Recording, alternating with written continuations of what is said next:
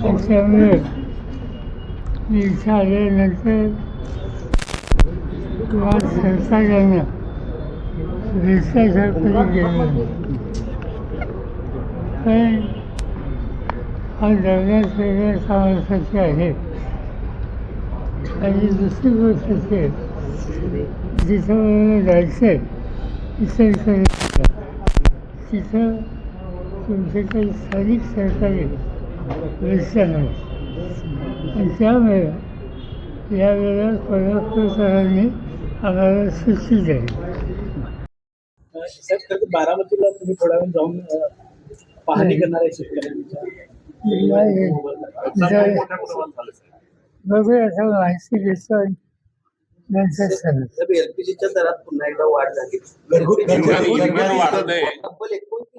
वाढ झाली आहे. महागाई हे सातत्यानं हे दर वाढत आहे आणि ते वाढत असताना सुरुवात 2 लोकांनी केली नंतर वाढत आज कुठं आलेलं आहे. या सगळ्या गोष्टीचा परिणाम हा सामान्य माणसाच्या प्रपंचावर. प्रधानमंत्र्यांनी सुरुवातीला सांगितलं की आम्ही महागाई नियंत्रित ठेवतोय पण नियंत्रित याचा अर्थ सफाईने हा झटका द्यायचा हे त्याचं सूत्र आणि त्याची राजकीय किंमत सत्ताधाऱ्यांना योग्य कळेल.